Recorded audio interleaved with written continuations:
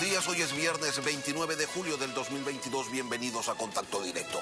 Nuestros invitados son Patricio Carrillo, ministro del Interior, la lucha diaria contra el crimen organizado en todas sus esferas, asambleístas de UNES y Pachacuti que impulsan un juicio político en contra de Carrillo. También nos acompañará Germán Rodas, coordinador de la Comisión Nacional Anticorrupción. La corrupción está diseminada en un amplio espectro estatal y también de civiles que conviven de multimillonarios contratos con sobreprecios, robándole recursos a la salud y a la educación, por ejemplo. ¿Es una quimera su erradicación? Lo vamos a analizar. La actualidad, los protagonistas, el análisis y la información en Contacto Directo.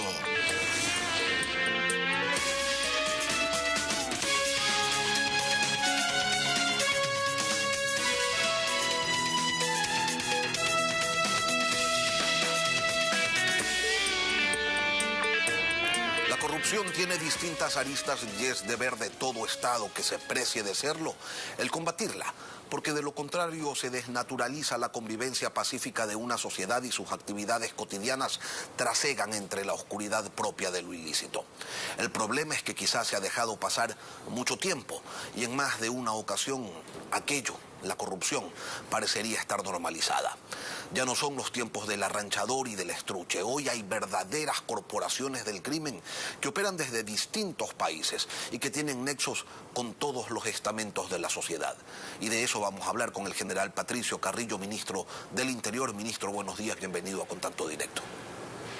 Buenos días, Lenin. Un saludo a todas las personas que nos escuchan en esta mañana también y que nos miran. Cuando el crimen organizado se enseñora en una sociedad y coopta un sinnúmero de operadores en los distintos estamentos de un conglomerado social, ¿hay forma de erradicarlo, ministro, o lo único que queda es darle batalla a sabiendas que a ese monstruo, cuando se le corta una cabeza, de allí mismo le nacen otras tres? No, sí hay forma de combatirlo y yo creo que esta es una razón de Estado. Hoy estamos viviendo y enfrentando efectivamente en la sociedad ecuatoriana la presencia de crimen organizado, que son redes policéntricas que ya no se manejan de una manera jerarquizada como una organización delictiva nada más. Estas redes tienen contactos en todo sitio, a nivel internacional, a nivel nacional. Y lo que hay que ir descubriendo es las formas en las que van actuando. Los medios que utilizan son diversos, pero las oportunidades que van encontrando es sobre la base de una fragmentación del Estado.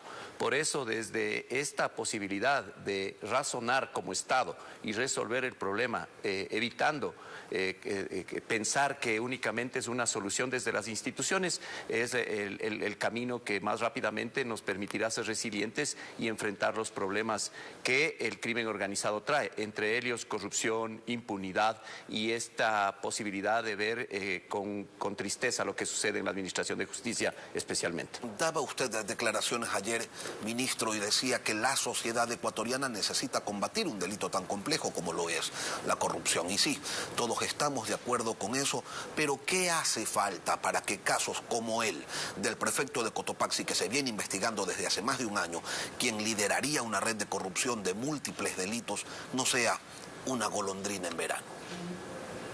Bueno, ustedes se han dado cuenta que en el gobierno del presidente Guillermo Lasso se cambió un poco la lógica de trabajo. La lógica de trabajo era cuando enfrentábamos delincuencia común, una policía preventiva fortalecida en las calles y luego el trabajo de investigación y paralelamente el trabajo de inteligencia.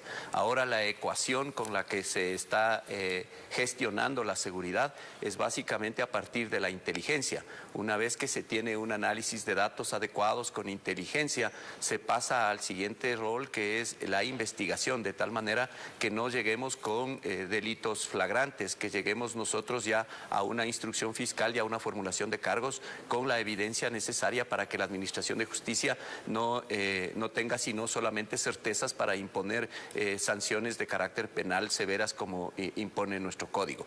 Desde esta lógica, lo primero que se hace no es perseguir personas, sino seguir delimitando delitos y a través de los delitos ir identificando estructuras y en estas estructuras fundamentalmente desarticular no solamente organizaciones, sino desarticular los mercados ilegales de alta rentabilidad que produce economía ilegal. Esta economía ilegal está subterránea en el Estado ecuatoriano y en la mayoría de sociedades que han sido cooptadas y penetradas por el crimen organizado, y es lo que va deteriorando mucho más la convivencia. De ahí que el trabajo que también nosotros realizamos es a todo nivel de gobierno, especialmente con los gobiernos locales, porque son ellos los que tienen que cuidar la convivencia. La seguridad se cree que es solamente un mecanismo asociado a la posibilidad de tener una unidad de policía comunitaria o un patrullero en el sector. La seguridad está asociada más bien a una convivencia pacífica en donde todos no solamente respetemos las libertades y los derechos del resto, sino que tengamos una cultura de legalidad por sobre todos los asuntos. Cambia la estrategia de combate contra los delitos, pero hay otras cosas que no cambian, ministro.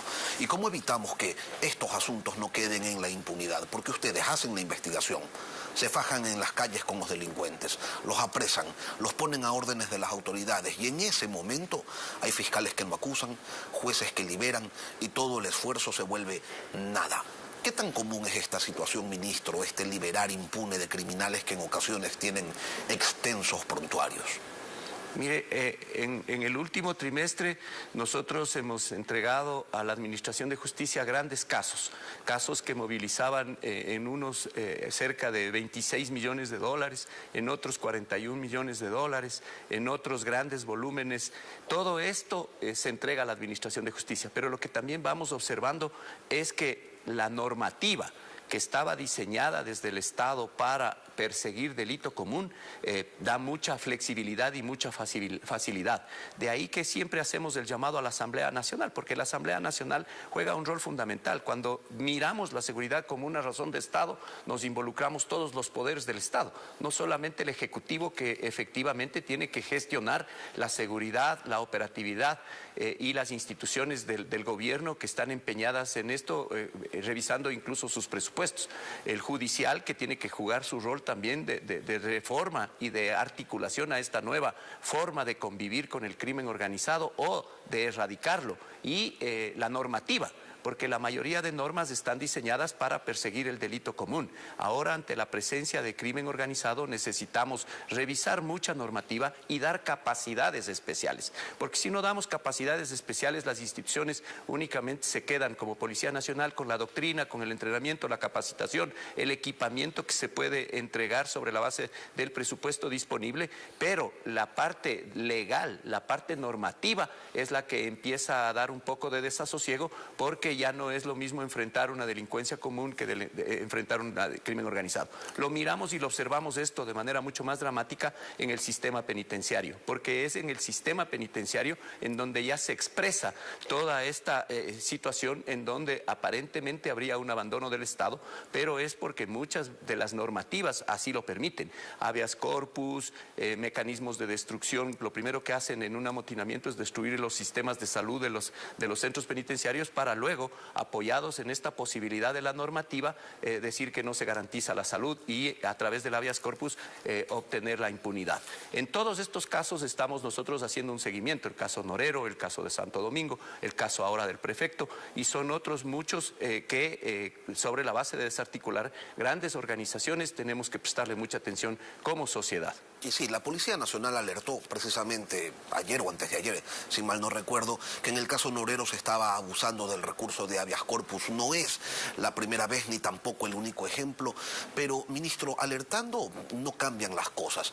¿Por qué? Usted dice, la Asamblea Nacional debe hacer las reformas, pero el Ejecutivo también tiene la capacidad de plantear reformas estructurales. Y además, ¿por qué no se le pide a los órganos competentes de manera enérgica que actúe y que sancione a los malos funcionarios que echan al traste el trabajo de investigación, localización y captura que realiza la Policía Nacional? Estamos trabajando, Lenin, en coordinación con casi todos los órganos del poder público. Estamos trabajando de manera articulada y coordinada. Pero eso es justamente lo complicado porque la cooptación es tan profunda que lo que busca es fragmentar. Recuerde usted que estamos saliendo de una crisis en el legislativo, recién se han cambiado autoridades, estamos saliendo de una crisis en el judicial, estaba suspendido el presidente de la Corte Nacional, hoy entran a juicio político los vocales del Consejo de la Judicatura.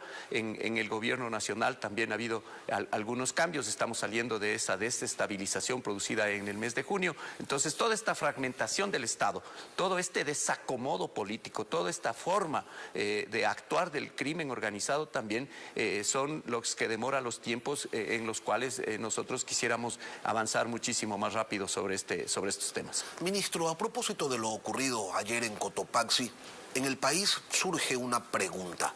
¿Hay otras investigaciones sobre políticos, sobre dignidades en funciones? Y digámoslo con todas las palabras, preguntémoslo con todas las palabras. ¿Se está investigando por corrupción a otros alcaldes y prefectos del país? Mire, la contratación pública ahora ha sido un mecanismo utilizado por muchísimas estructuras criminales para generar no solamente la posibilidad de bancarizar dineros ilegales y convertirlos a través de lavado, muchos mecanismos. Aquí estamos justo con la presencia del GAFILAD, el Grupo de Acción Financiera Latinoamericano, ha sesionado toda esta semana en nuestra ciudad de Quito, en nuestro país, y se llega a algunas conclusiones que las tenemos que ir aplicando, pero indiscutiblemente América Latina es muy permeable en este sentido y parte de la contratación pública. No me corresponde a mí en este momento dar mucho más información, hay muchas investigaciones previas, hay mucha información y producto de cada caso que se va entregando ya a la sociedad ecuatoriana y a la Administración de Justicia, se pueden producir más. Ayer en los allanamientos, que fueron 32, y luego de las detenciones y luego de la formulación de cargos, se harán las pericias necesarias sobre todas las tecnologías incautadas y podrían salir muchísima más información y podrían aperturarse muchísimo más casos. Esto es tan dinámico como el dinamismo que tiene el fenómeno criminal relacionado a la corrupción, relacionado a todos estos mecanismos de presencia de dineros ilegales en la economía ecuatoriana. Una de las mesas de diálogo con las organizaciones sociales será sobre seguridad, justicia y derecho.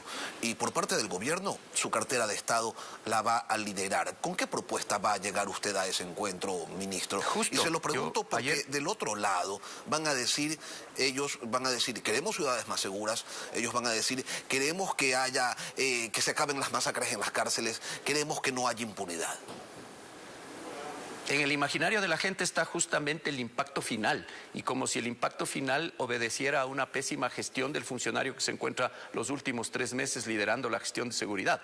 Nosotros lo que queremos proponer justamente es atacar esa multicausalidad que existe y desde lo epistemológico, que básicamente va en los problemas que no solamente son socioculturales, socioeducativos, socioeconómicos, producto del virus, inclusive que fue exacerbado ya en la sociedad ecuatoriana, sino muchos temas que pasan por la gestión que nosotros podamos lograr para luchar contra la corrupción. Yo decía justamente, y la propuesta mía para la mesa de diálogo es cómo vamos desde todas las organizaciones a presentar y alinearnos a las 9 estrategias que planteó el gobierno nacional ya hace aproximadamente 3 semanas para la lucha anticorrupción. Cómo nosotros vamos a transparentar todos los mecanismos, especialmente de financiamiento, y todas las organizaciones, cómo se van estructurando y cómo hacemos menos opaco todas estas formas de economía que existen, porque atrás de esto no es solamente la posibilidad o la incerteza de tener una política pública. Atrás de esto está economía criminal, y esa economía criminal es la que mayor impacto tiene en lo sociológico, en lo ambiental, en lo legal. Lo técnico, lo que maneja la policía, ya queda absolutamente desbordado si no atendemos estos otros mecanismos, y creo que es el momento adecuado para sentarnos y con transparencia, con buena voluntad hacerlo. Una cosa es reconfigurar la estrategia, tener claro cómo es que se va a atacar al crimen organizado, pero para operativizarlo, ministro, y usted lo tiene bastante claro, hace falta dinero, hacen falta recursos. Con el anterior ministro de Finanzas, Simón Cuevas, se decía que él no aflojaba la plata. A ustedes le prometieron una cantidad, les ofrecieron, se comprometieron en entregarles $11 millones, por ejemplo, para combatir a la inseguridad en Guayaquil. ¿Ya les dieron ese dinero? ¿Les está fluyendo, están fluyendo los recursos para que ustedes puedan desarrollar sus actividades de manera adecuada? ¿Ha cambiado la situación en el flujo de Simón Cueva a Pablo Arosemena? Yo creo, y en justicia, yo creo que Simón Cueva hizo un gran trabajo en el Ministerio de Economía en el tiempo. Pero no les daba la plata que necesitaba. Nos entregó el dinero. Al final. Lo que pasa es que los procesos de contratación, los procesos de contratación, al menos en mi gestión, le digo, Lenin nos entregó. Nosotros recibimos no solamente los 9 millones, sino los 11.4 millones. Le quiero dar una noticia y una primicia a la sociedad y a través suyo. El día jueves estaré personalmente o el viernes de la próxima semana en Guayaquil entregando ya la primera entrega de camionetas. No es un problema sencillo la compra pública. Además, en el proceso de decisión entre el Ministerio de Gobierno y el Ministerio del Interior nos hemos topado con algunas trabas que pasan porque los procesos no los puede sino terminar en un ministerio, pero yo estaba también creando, porque paralelamente mientras estamos diseñando y creando el nuevo ministerio, teníamos que ir ejecutando también. Se ha logrado ya la primera adquisición, la primera entrega de las camionetas, la segunda entrega será a finales de agosto, estamos en el proceso de adquisición de las motocicletas también ya, el tema de los chalecos, pero no es que los policías no tienen chaleco, este es un tema planificado, los chalecos son para resolver un problema de los que van a entrar en caducidad, el problema con los Kia es otro, esos vehículos durante el 2020 no hubo la posibilidad de en un año y medio aproximadamente mediante el plan renovar ese parque automotor. Esos están entrando ya en mecanismos de chatarrización porque han cumplido su vida útil y ningún funcionario de policía va a hacer un tema que luego será observado en Contraloría para que esos vehículos se dé un mantenimiento preventivo o correctivo que supere el valor que permite Contraloría porque ya han cumplido su ciclo de vida útil. Estamos trabajando a la velocidad que permite. El gobierno nacional también ha hecho un viaje a Israel para hacer un programa G2U, es decir, gobierno a gobierno, para poder adquirir todos los enseres que se necesita, fundamentalmente tecnológicos, para la inteligencia, para la investigación. Y todo esto ha sucedido en 4 meses. Lo que pasa es que la dinámica del delito es tan profunda, pero paralelamente también, Lenin, se ha logrado contener. Ya no está creciendo como venía creciendo, especialmente el homicidio. Sin embargo, sigue concentrado en provincias como Guayas, sigue concentrado en provincias como Esmeraldas, Manabí y algunas de la costa ecuatoriana, pero ya no sigue creciendo. Estábamos en un promedio de 8 muertes violentas diarias en Guayaquil, hoy el promedio es de 4 muertes violentas. No es que nos complazca, pero sí se logra contener y esa contención es la que nosotros miramos en tendencia, no en frecuencia diaria, porque en frecuencia diaria siempre hay la posibilidad de que sesgadamente nosotros seamos también perdamos la perspectiva de lo que estamos haciendo al mediano plazo, que es lo que nos interesa para poder resolver un problema grave de violencia que existe. Nosotros aceptamos que hay una crisis indiscutiblemente, pero estamos trabajando. La policía está haciendo el mayor de sus esfuerzos con horarios sobrecargados. De ahí que también la necesidad de incorporar más talento humano, más pericias, se necesita gente más experta. Estamos haciendo un llamamiento a profesionales. Estamos fortaleciendo en el sistema penitenciario más talento humano, más infraestructura, más política. Entonces, ahí el gobierno nacional ha decidido la inversión de 1.200 millones. Todas estas cosas también tienen que verse en contexto, pero no lo van a resolver en el cortísimo plazo. Ministro, usted dice, está concentrado, hay una concentración de inseguridad en Guayas, Esmeraldas y Manabí. Las 3 provincias habían sido declaradas en estado de excepción. Ese régimen de excepción culminó el pasado 30 de junio. ¿Es necesario volverlo a declarar o así es también?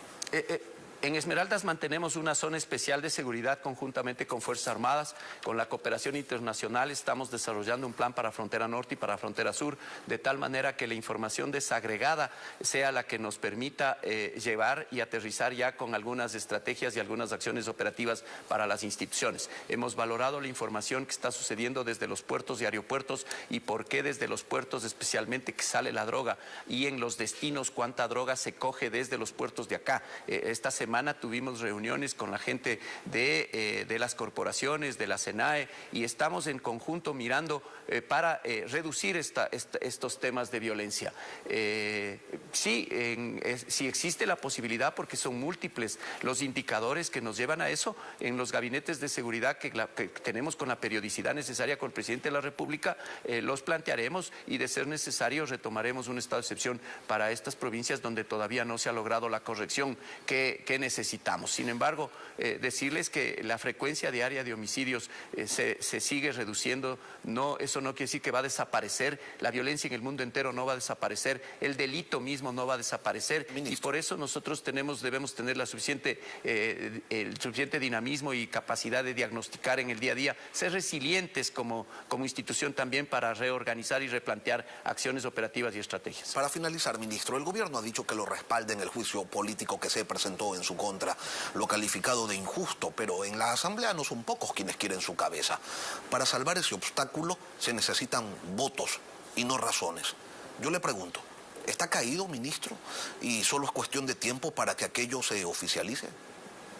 Mire, como usted dice, esto es razón de votos, pero el tiempo que uno tiene lo dedicará al servicio de los ciudadanos. El mayor respaldo para mí es los ciudadanos. Y la persona no hace la gestión pública, Lenin. Quien hace la gestión pública son las instituciones. El mensaje que le están dando desde estas mayorías parlamentarias es el mensaje a la Policía Nacional. Y en esto la sociedad debe tener mucho cuidado, porque una policía paralizada lo único que hará es lograr que el crimen organizado siga penetrando y siga cooptando. Aquí yo creo que es irrelevante lo que pase con el funcionario. Lo fundamental es que se fortalezcan las instituciones, y a donde más están impactando con estas decisiones de mayorías parlamentarias que se van creando con fines políticos es a la institucionalidad. Y hacia allá es donde yo creo que la sociedad, yo de mi parte, más allá del respaldo del gobierno, que lo agradezco, el presidente Lasso siempre ha sido sincero, yo agradezco a la sociedad ecuatoriana. Yo he recibido el respaldo en las calles de la mayoría de gente que ha visto que el proceder desde el ministerio y el proceder de la institución ha sido un proceder absolutamente democrático. Patricio Carrillo, ministro del Interior, gracias por acompañarnos esta mañana aquí en Contacto Directo. Gracias, Lenin. Buenos días a todos. Un buen día. Al volver, Germán Rodas, el coordinador de la Comisión Nacional Anticorrupción, se investiga a más de 400 funcionarios del Ejecutivo por posibles actos de corrupción. Ya regresamos. Hasta hace pocos días el presidente de la República señalaba que no se habían presentado grandes escándalos de corrupción en su gobierno. Pero quienes vivimos en este espacio desde hace buen tiempo ya, sabemos que el hecho de que no se sepa no significa en absoluto que las cosas no estén pasando. Por el contrario, tanto silencio se parece a la tranquilidad que suele anteceder a la catástrofe. ¿Cómo se lucha contra la corrupción de manera efectiva? Lo vamos a conversar con Germán Rodas, coordinador de la Comisión Nacional Anticorrupción. Germán, buenos días, bienvenido a Contacto Directo. Lenin, buenos días, un saludo a usted y a los televidentes, a sus órdenes. ¿Debería tener un poco más de cuidado el gobierno antes de jactarse sobre la ausencia de grandes escándalos de corrupción? Es que la corrupción es un tema estructural, de tal suerte que el anterior, y a lo mejor los gobiernos que vengan tendrán que enfrentar un tema estructural, y para hacerlo deben tener claro qué hacer y qué proponer. El presidente Lasso, cuando era candidato, proponía una fórmula de lucha contra la corrupción y al final terminó haciendo una secretaría que hace papers, estudios, filosofa sobre la corrupción, pero que no la enfrenta. Y no nos queda sino la demostración de que es un gobierno que no tiene una percepción de cómo enfrentar cosas concretas y puntuales. Hace semanas se habló de la venta de un viceministerio en la cartera de Agricultura. Luego, en esta semana que pasó, se habló de la venta de puestos en SENAE. En una reciente entrevista, el funcionario de la Secretaría Anticorrupción del gobierno ha dicho que se investiga a más de 500 integrantes o personas cercanas a la función ejecutiva. ¿Qué pasa entonces, Germán? ¿Por qué no encontramos una política por un lado y por otro resultados reales de ese combate contra la corrupción? Se hace esa investigación sin seguramente la parafernalia que ocurrió en las últimas horas respecto del tema de Cotopaxi. Entonces daría la impresión que hay motivaciones políticas y se buscan contrapesos para la acción pública en términos generales. La lucha contra la corrupción desde el gobierno debe ser evidente, debe estar clarísima. Si hay un ministro de Energía que debe recibir un informe de su grupo familiar para saber qué hacer en una hidroeléctrica, deberían haber actuado a tiempo. Se paró felizmente el día de ayer la designación en el IES de un personaje de obscura reputación que dirigía el Teodoro Maldonado hace algún tiempo, de tal manera que nos demuestra que no solamente que no se combate en términos frontales, sino que hay dubitaciones y hay errores y hay falta de información, por decirlo menos, más allá de esa secretaría que comentaba hace un rato, que no sabe qué hacer. Pero creo que hay un elemento de fondo. La lucha contra la corrupción también pasa por intentar buscar los recursos que se han perdido, por gestionar acciones que tengan que ver con una recuperación y con una sanción a los que han asaltado al país. Estamos en una emergencia sanitaria y me preocupa, y este no es un tema del ministro, es un tema de la estructura, del CERCOP fundamentalmente. Me preocupa que muchísimos de los proveedores de insumos médicos están en el listado para entregar insumos médicos, se cambiaron de RUG y simple y llanamente van a hacer el asalto de otra manera y en momentos distintos. Y no solamente eso, que Germán, asaltaron en el periodo anterior. Y no solamente eso, el ministro de Salud ha indicado que lo llaman a amenazar a él y a su esposa porque les está cortando las uñas, porque les está quitando el negocio a esos oscuros proveedores. Ahora, si el gobierno quisiera profundizar su lucha contra la corrupción, ¿qué debería hacer? ¿Acoger la propuesta del Sistema Nacional Anticorrupción que ustedes plantearon hace tiempo ya? Deberían hacer varias cosas.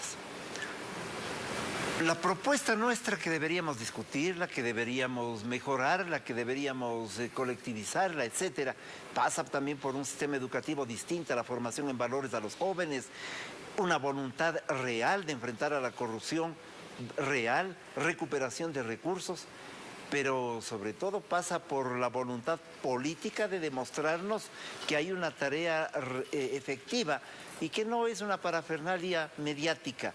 Y la sociedad también debe contribuir para aquello. Ya entramos en campaña electoral. Y a eso quería ir, vinculadas. Sí. A eso quería ir, porque el combate a la corrupción no es solamente asunto de un gobierno, la ciudadanía tiene que asumir su rol y sus culpas, porque buena parte de lo que sucede es responsabilidad de los que se quejan, de los que santifican a quienes se llevaron el país en peso, de quienes votan una y otra vez por la corruptela. Es que es así. La corruptela es un sistema, decía yo, estructural, pero además tiene una serie de tentáculos. Candidatos, seguramente, que para protegerse su espacio de corruptela buscan al partido de alquiler. Entonces, no hay ni lucha ideológica, no hay una voluntad de confrontación de las ideas, sino acomodos para salvar el porcentaje electoral. Esos son partidos de alquiler. Candidatos que hoy tienen una posición ideológica y mañana tienen otra. Son candidatos de alquiler. Vamos a una democracia de alquiler en medio de una gran farándula político-electoral. Ya es hora de entrar a un debate civilizado de las ideas, de doctrinas y de pensamiento, también modificando ese código de la democracia que es una espada de Damocles sobre los partidos ideológicos que les obligan a hacer generar cualquier circunstancia para salvarse de la existencia electoral. Allí tenemos un elemento, pero la sociedad tiene que comprometerse frente a la inoperancia del poder. Cuando tenemos gatos despenseros, ratones cuidando el queso y nos hablan de corrupción, efectivamente el rol de la sociedad cobra valor y cobra vigencia para enfrentar a aquellos corruptos de aquel sistema perverso que olvida que los dineros son del pueblo. La angustia de quienes trabajamos en una tarea sin remuneración, sin funcionarios, sin actividades administrativas, es que también la justicia es lerda y es lenta y les demos una oportunidad, la razón con no hacer nada a aquellos que pululan en medio del asalto al país. En estas elecciones seccionales, Germán, tendremos una vez más la oportunidad para que con total impunidad millones acudan conscientemente a equivocarse ante la falta de reformas, teniendo el mismo sistema en el que algunos dicen, y no con poca razón, que hasta el narcotráfico está involucrado. Un personaje que ya se nos fue, Francisco Huerta Montalvo lo decía con frontalidad este tema. Tenía información, habíamos conversado en más de una oportunidad sobre los asuntos. Creo que efectivamente hay fuerzas oscuras que están vinculadas no solamente al proceso eleccionario, a la dinámica económica mismo del país. Hay que mirar las cosas, por lo tanto, en su verdadera dimensión y tener la voluntad política, la certeza de que el país apoyará una auténtica tarea de lucha anticorrupción que no debe ser mediática y que tampoco puede ser solamente decirlo, hay que hacerlo. Es hora de una tarea que la patria exige y demanda para que la lucha anticorrupción no sea solamente un eslogan preelectoral y, lo que es más grave, el ejercicio de la acción pública sin un compromiso evidente y con resultados concretos. Germán Rodas, coordinador de la Comisión Nacional Anticorrupción. Gracias por acompañarnos, Germán, hoy aquí en Contacto Directo. Gracias a usted, Lenín. Buenos días. Un saludo cordial. Un buen día. Y es tiempo de una pausa, ya regresamos. Aquí terminamos por hoy Contacto Directo. Las noticias continúan en Televistazo en la comunidad. Volvemos el lunes con más entrevistas. Hasta entonces.